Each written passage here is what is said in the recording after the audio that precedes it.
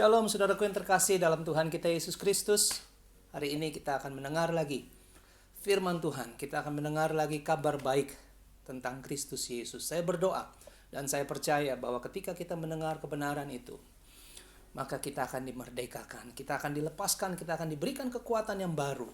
Karena firman Tuhan itu selalu baru buat kita. Mari kita baca di dalam Roma pasal yang ke-12.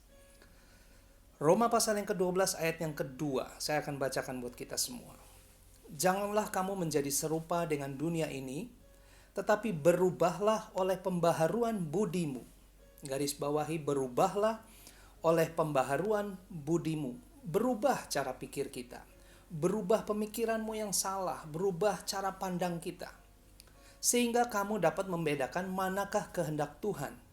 Apa yang baik, yang berkenan kepada Tuhan dan yang sempurna. Amin. Puji Tuhan, luar biasa. Firman Tuhan katakan berubahlah oleh pembaharuan budimu. Saudara, saya mau kasih tahu hari ini bahwa Tuhan kita adalah Tuhan yang baik. Tuhan kita adalah, kita tahu, kita mengerti bahwa Tuhan kita adalah Tuhan yang baik. Di saat keadaan kelihatannya gak baik, kita percaya dia tetap Tuhan yang baik. Di saat kitanya mungkin lagi gak baik sama dia tetap Tuhan yang baik. Saya mau ajak kita untuk melihat bahwa apapun yang terjadi dalam hidup ini, dia tetap Bapa kita yang sangat baik. Ketika kita terus-menerus diingatkan oleh kemurahan kasih-Nya, oleh kebaikannya itu, maka kasih-Nya itu akan merubah pemikiran kita yang salah. Saudara, pagi hari ini kita akan melihat seringkali banyak orang memiliki pemikiran yang salah terhadap Tuhannya. Saya kasih renungan, judul renungan pada hari ini adalah ubah pemikiranmu yang salah. Ubah pemikiranmu yang salah. Berubahlah oleh pembaharuan budimu. Saudara, saya katakan Tuhan itu baik. Tapi kadang-kadang kita punya pemikiran yang salah tentang Dia. Roma pasal 2 ayat yang keempat dia bilang begini. Maukah engkau menganggap sepi kekayaan kemurahannya, kesabarannya, dan kelapangan hatinya? Tidakkah engkau tahu bahwa maksud kemurahan Allah, maksud kebaikan Dia, ialah menuntun engkau kepada pertobatan? Saudara, seringkali mungkin orang ketika orang itu jauh dari Tuhan, rasanya Tuhan itu tetap baik sama dia. Anda tahu maksud kemurahan Tuhan, kebaikan Tuhan adalah untuk membawa orang ini kembali kepada pertobatan. Nah, hari ini kita mau lihat ada beberapa poin mungkin yang perlu kita perhatikan. Seringkali manusia kita, seringkali Anda dan saya punya pemikiran yang salah tentang Tuhan kita. Sehingga hidup keagamaan, hidup kekristenan kita itu diisi oleh sesuatu yang kita anggap sepertinya untuk menebus apa yang kita salah terhadap Dia. Efesus pasal yang kedua ayat yang ke-7.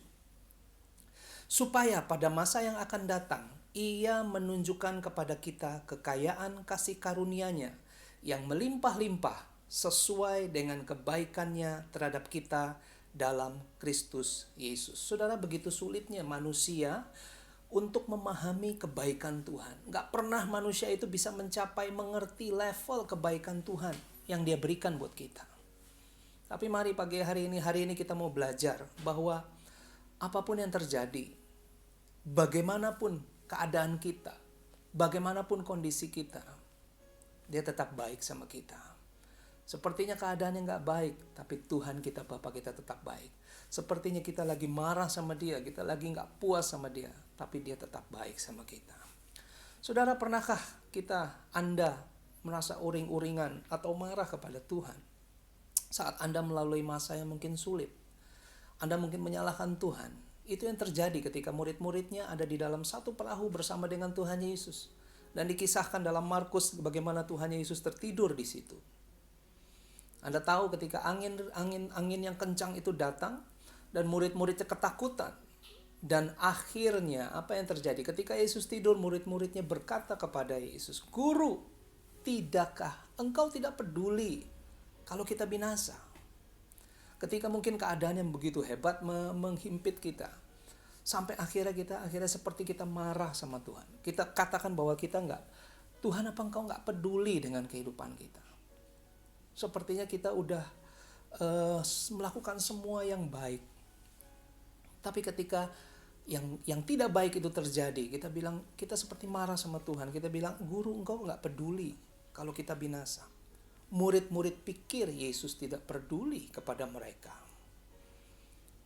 Tapi coba kita renungkan. Pada saat murid-muridnya berkata demikian, apakah Yesus marah terhadap murid-muridnya? Saya temukan tidak. Justru yang Yesus hardik adalah angin ribut itu. Dan mungkin murid-muridnya pikir, wah, kena deh kita dimarahin, kita udah marahin guru kita. Tapi tidak. Yesus menghardik angin ribut itu dan teduh sekali lautan. Firman Tuhan katakan itu. Anda pikir Tuhan gak peduli dengan Anda. Ubah pemikiranmu yang salah. Dia sangat peduli terhadap kita. Apapun yang terjadi, saya percaya, besar apa kecil, dia sangat peduli terhadap hidup kita. Dia sangat peduli terhadap hidup Anda, karena Anda sangat berharga di matanya.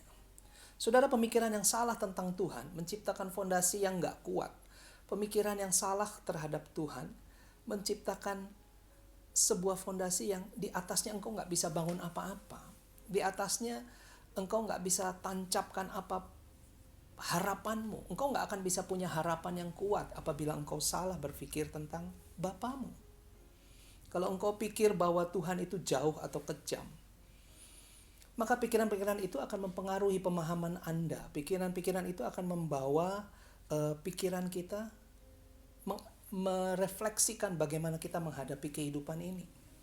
Jika Anda berpikir bahwa Tuhan adalah Tuhan yang membalas segala dosa dan kesalahanmu, maka udah pasti hidupmu di dalam dunia ini engkau gak akan tenang. Kenapa? Karena setiap hari tidak lepas manusia dari kesalahan. Setiap hari tidak lepas manusia daripada kelalaian, kegagalan, marah mungkin. Dan engkau akan terus dihantui oleh setiap kesalahan yang kau buat itu. Pada akhirnya kita mencoba untuk menebus semua kesalahan kita dengan melakukan pekerjaan, kegiatan-kegiatan kerohanian kita. Which is di mana itu tidak akan pernah bisa. Tuhan katakan dalam perjanjian baru dalam Ibrani pasal yang ke-10 ayat 16 dan 17. Begini firman Tuhan. Sebab setelah ia berfirman, inilah perjanjian yang akan kuadakan dengan mereka sesudah waktu itu. Ia berfirman pula, aku akan menaruh hukumku di dalam hati mereka dan menuliskannya dalam akal budi mereka. Dan aku tidak lagi mengingat dosa-dosa dan kesalahan mereka.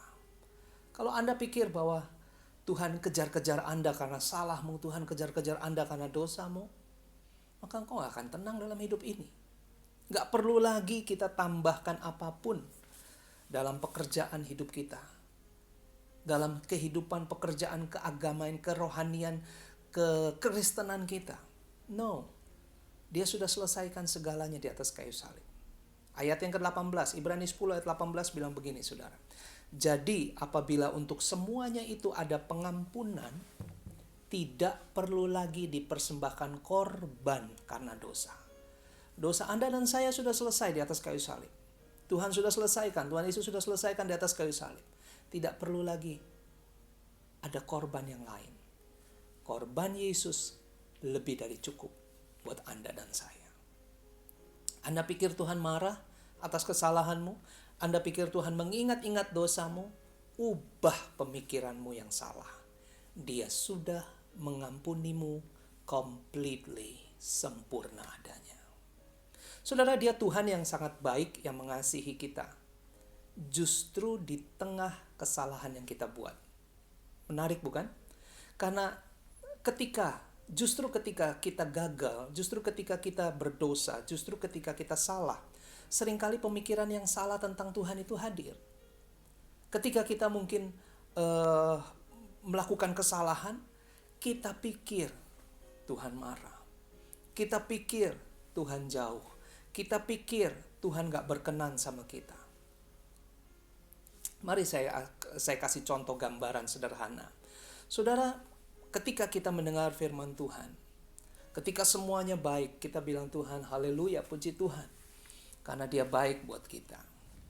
Lalu ketika kejadian yang tidak enak itu terjadi, harusnya kita punya pemahaman yang benar tentang Tuhan, bahwa Dia tetap Tuhan yang baik. Ketahuilah, 1 Yohanes 4 ayat 8 bilang Allah adalah kasih. Dan kasihnya itu gak pernah berubah. Di tengah kegagalan, di tengah kefrustasian kita, bersyukur dan miliki pemahaman, pemikiran yang benar tentang Tuhan kita. Saya teringat kepada sebuah contoh kisah Yunus. Bagaimana dalam Yunus pasal yang pertama, dibilang firman Tuhan datang kepada Yunus. Lalu masuk kepada Yunus pasal yang kedua. Dia bilang begini, Yunus lari dari hadapan Tuhan. Yunus meninggalkan Tuhan. Yunus 2 ayat keempat, bahkan Yunus berkata begini, dia merasa seperti diusir, seperti gak layak lagi masuk dalam hadirat Tuhan. Ketika mungkin engkau rasakan, oh Tuhan baik, firman Tuhan datang kepadamu, firman Tuhan semuanya serba baik. Lalu tiba-tiba di tengah, sepertinya Tuhan meninggalkan. Sepertinya engkau merasa diusir oleh Tuhan karena kesalahan yang kau buat. Sepertinya engkau jauh dari Tuhan karena dosa yang mungkin engkau lakukan. Saya bersyukur untuk Yunus pasal yang ketiga. Karena Yunus pasal yang ketiga ayat yang pertama dia bilang gini, firman Tuhan datang untuk kedua kalinya buat Yunus. Dengar baik-baik bahwa apapun yang engkau lakukan, kalau Anda pikir Tuhan menjauh darimu karena engkau meninggalkan Dia. Kalau Anda pikir Tuhan menjauh darimu karena engkau melakukan sebuah dosa. Kalau Anda pikir Tuhan mengusirmu karena engkau melakukan sebuah kesalahan. Ubah pemikiranmu yang salah. Dia selalu mengejarmu. Dia gak pernah biarkan engkau lari jauh. Dia pasti mengejar kita. Saudara, saya mau kita melihat dalam perjalanan hidup Petrus. Dalam perjalanan hidup Petrus ketika dia ada bersama dengan Yesus waktu Yesus ada di bumi ini. Karena menarik bahwa bagian terakhir saya akan jelaskan bagaimana Tuhan sangat care kepada all the details. Anda pikir Tuhan cuek? No, Anda pikir Tuhan gak peduli dengan hal-hal yang kecil? Tidak. Tuhan sangat peduli dengan segala detail kehidupan Anda. Mari kita lihat kisah Petrus ya. Saudara, bagaimana Tuhan menangkap Petrus waktu dia masih menjadi penjala ikan dan dia jadikan penjala manusia. Saya tulis di sini Matius pasal yang keempat ayat yang ke-19. Ini perjumpaan pertama. Mari kita sedikit tarik garis yang sama antara Petrus mungkin dengan kita. Ketika kita ketemu Tuhan, kita menjadi orang percaya, kita alami kebaikannya, kita akan berkata, Tuhan, Engkau sangat baik. Matius pasal yang keempat ayat 19 bilang begini, Yesus berkata kepada mereka, mari ikutlah aku dan kamu akan kujadikan penjala manusia. Lalu mereka pun segera meninggalkan jalannya dan mengikut Dia. Haleluya, semuanya baik. Mereka ikut Yesus, semuanya enak. Petrus, kejadiannya, waktu Petrus ikut Yesus, wow, dia lakukan perkara-perkara juga yang besar. Dia melihat gurunya melakukan perkara yang besar. Dan Yesus mengimpartasikan cerita hidupnya. Dia berjalan membagi hidupnya bersama dengan murid-muridnya. Oke, sampai kepada ketika Yesus mau disalib, mau ditangkap. Dan apa yang Yesus buat? Yesus mengadakan perjamuan makan malam bersama-sama dengan murid-muridnya. Mari kita lihat. Matius pasal 26 ayat yang ke-20. Setelah hari malam, Yesus duduk makan bersama-sama dengan ke-12 murid itu. Tentunya di dalamnya ada Petrus. Kejadian ini sesudah perjamuan malam. Dengar baik-baik. Setelah ini apa yang terjadi? Matius 26 ayat yang ke-33. Ayat yang ke-32 Yesus bilang gini, kamu semua, murid-muridnya, kamu semua, imanmu semua kamu, semua iman kamu akan tergoncang. Kamu semua akan tergoncang imanmu karena aku. Petrus yang ada di sana langsung berinisiatif. Wah, Petrus berkata begini, ayat yang ke-33. Petrus menjawabnya, biarpun mereka semua, bilang semua, mereka semua, biarpun mereka semua tergoncang imannya karena engkau. Aku sekali-kali tidak. Wow, Petrus keren juga ya. Petrus bilang, sekalipun semua ini tergoncang, aku tidak, aku gak akan pernah tergoncang. Biarpun semua ini meninggalkan kamu, aku gak pernah tinggalkan engkau, Guru. Wow, keren. Saudara, Petrus mencoba untuk membuktikan bahwa dia gak akan meninggalkan Yesus. Petrus mencoba dengan kekuatannya. Salah satu contohnya, ketika Yesus ditangkap, apa yang dilakukan? Petrus mengambil pedangnya dan dia menebaskan kepada Maltus. Tahu apa yang Yesus bilang? Yesus berkata begini, kau pikir aku gak bisa menyuruh malaikat-malaikatku? Aku gak perlu dibela. Engkau tidak perlu membela aku. Karena aku memang harus naik ke atas tiang salib. Petrus mencoba melakukan sesuatu yang baik buat Yesus. Mungkin untuk menutupi rasa bersalahnya. Kadang-kadang kita seperti itu, bukan? Kalau engkau nggak ke gereja, ya udahlah, nggak enak, titip aja persembahannya. Kalau engkau mungkin nggak sempat ke gereja, lalu engkau mau membayar dengan apapun itu, melakukan segala sesuatu, kehidupan keagamaan, kehidupan kekristenanmu, engkau lakukan untuk sepertinya supaya tenang, udah ke gereja. Mungkin kita lakukan hal itu. Tapi Tuhan berfirman, Tuhan bilang gak usah. Tuhan bilang kalau engkau tahu bahwa maksud kebaikan hatiku adalah untuk menuntun kepada pertobatan. Yang perlu kita lihat adalah kebaikannya. Itu aja. Ketika kita melihat kebaikannya, bahwa dia sangat baik mengasihi kita, maka itu akan membawa kita kepada pertobatan. Kita yang tadinya mungkin gak mau ke gereja, males-malesan, begitu kita lihat kebaikannya, kita jadi mengerti, oh iya, bagaimana tidak aku untuk memuji membesarkan nama dia. Saudara, mari kita lanjutkan. Ketika kegagalan itu datang, lihat kisah Petrus. Matius pasal 26. Saya ceritakan dari awal bagaimana Petrus dipanggil. Lalu bagaimana Petrus begitu yakinnya di hadapan Tuhan. Walaupun semua ini meninggalkanmu, aku gak akan meninggalkan kamu. Lalu sampai kepada bagian waktu Yesus ditangkap. Dan Petrus menyangkal Tuhan Yesus. Matius 26 ayat yang ke-70. Saudara, perhatikan detail yang terjadi. Tetapi ia menyangkal di depan semua orang. Katanya, aku tidak tahu apa yang kau maksud. Saudara masih ingat bagaimana Petrus bilang, walaupun semua ini, aku tidak akan pernah meninggalkan engkau. Aku tidak akan pernah terguncang imanku. Tapi Matius 26 ayat 70 dikatakan, tetapi ia menyangkal di depan semua orang. Kejadiannya setelah Yesus mati dan dia bangkit, dia menampakkan dirinya kepada murid-muridnya. Ketika itu murid-muridnya, Petrus lagi berlayar menangkap ikan dan dia tidak dapat ikan satupun. Saudara perhatikan, di dalam Yohanes pasal yang ke-21, Yohanes pasal 21, Yesus datang kepada murid-muridnya. Dia siapkan makanan bagi murid-muridnya. Bagi Petrus. Siapa Petrus? Orang yang menyangkal dia sebelum dia mati. Siapa Petrus? Orang yang tadinya bilang di hadapan semua, aku gak pernah. Aku gak akan meninggalkan kamu. Tapi justru ketika Yesus disalib, dia menyangkal di depan semua orang. Semua. Lalu Yohanes pasal 21 dikisahkan begini. Setelah makan. Ring a bell?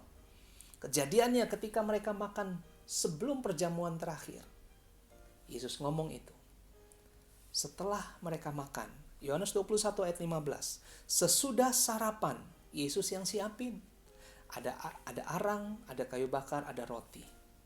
Sesudah sarapan, Yesus berkata kepada Simon Petrus, Simon, anak Yohanes, apakah engkau mengasihi aku lebih daripada semua ini? Saudara, seakan Petrus dibawa kepada skenario yang singkat yang mungkin dia gak akan pernah lupa. Ketika dia bilang, semua ini aku gak bakalan tinggalin kamu, walaupun semua ini. Lalu ketika dia harus ditanya oleh orang waktu Yesus ditangkap dan disalib, dia menyangkal di hadapan semua orang. Lalu Yesus datang kembali kepadanya, memulihkan. Mungkin Petrus pikir Yesus akan marah, karena perjumpaannya terakhir adalah ketika Yesus mati, dan sebelumnya dia sudah menyangkal Yesus. Tapi tidak. Yesus datang kepada Petrus dengan penuh kasih, dengan penuh cinta, dengan penuh passionnya, dengan kehangatannya. Dia siapkan makan.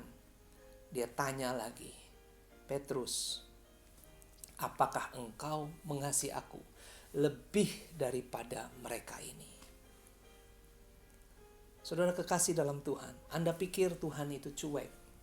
Anda pikir Tuhan itu nggak memperhatikan Anda secara detail? Ubah pemikiranmu yang salah. Dia perhatikan kita, dia perhatikan saya, dia perhatikan Anda. Jauh melebihi dari apa yang bisa kita pikirkan. Dia lihat detailmu, dia lihat detail saya. Jauh daripada yang saya tahu. Jauh daripada apa yang saya harapkan. Bahkan dia berikan di luar, beyond ekspektasi kita. Apa yang tidak pernah kita pikirkan, itu yang dia sediakan buat kita. Saya tutup dengan satu ayat, Ratapan 3 ayat yang ke-21. Ratapan 3 ayat 21 bilang begini, tetapi hal-hal inilah yang kuperhatikan. Wow. Waktu dia bilang kuperhatikan, kita mesti bertanya, apa yang diperhatikan? Mari saya baca lagi. Tetapi hal-hal inilah yang kuperhatikan. Oleh sebab itu aku akan berharap. Dengan kata lain, memperhatikan, diperhatikan, artinya memperhatikan, mendengar, listen to, observe, diamati, dilihat baik-baik, disimpan di dalam hati. Apa sih yang membuat saya bisa berharap? Ayat yang ke-22 dan 23 menjawab. Ratapan 3 ayat 22 bilang begini, tak berkesudahan kasih setia Tuhan. Haleluya, saudara. Tak berkesudahan kasih setia Tuhan. Tak habis-habisnya rahmatnya. Selalu baru tiap pagi. Besar kesetiaanmu. Saudara, waktu engkau memperhatikan, tak habis-habisnya kasih setia Tuhan yang berlaku buat hidup kita. Waktu engkau mengobserve, mengamati kebaikan Dia, kasih karunia-Nya, kasih cintanya, rahmatnya. Oleh sebab itu, engkau punya pengharapan. Oleh sebab itu engkau bisa rejoice. Oleh sebab itu engkau bisa menatap lagi hari depan dengan bilang, Tuhan, aku punya Bapa yang mengasihiku. Aku punya Tuhan yang sungguh peduli terhadap aku. Aku punya Tuhan yang tidak akan pernah meninggalkan aku. Aku akan rubah pemikiranku yang salah tentang engkau. Sekalipun aku yang salah. Sekalipun aku yang gagal. Sekalipun aku yang sepertinya meninggalkan engkau. Sekalipun aku yang sepertinya berdosa. Sekali-kali Dia gak akan pernah meninggalkan kita. Perbaharui konsep, perbaharui pikiran Anda tentang Tuhan. Dia adalah Bapa yang penuh kasih. Dia mengasihi Anda dan saya tanpa syarat. Dia adalah Bapa Tuhan penyembuh kita. Dia berikan anaknya Tuhan Yesus Kristus di atas kayu salib. Mati. Oleh sebab bilur-bilurnya itulah yang memberikan kesembuhan bagi tubuh kita. Bagi Anda yang sakit, percaya bahwa Yesus Kristus di atas kayu salib, Dia mati, sakit, Dia dipaku, Dia dihina, Dia dimahkotai duri. Tubuhnya yang terpecah-pecah untuk kesehatan tubuh kita. Dikatakan Dia adalah Tuhan penyedia dan pelindungmu. Saudara, di dalam Mazmur 23 dikatakan, Engkau menyediakan hidangan bagiku di hadapan lawanku. Tuhan kasih hidangan di hadapan lawanku. Dia menyiapkan berkat dan melindungi berkat kita. Bukan hanya itu aja. Dia menyiapkan berkat dan menjagai kita ketika kita menikmati berkat daripadanya. Amin, saudara.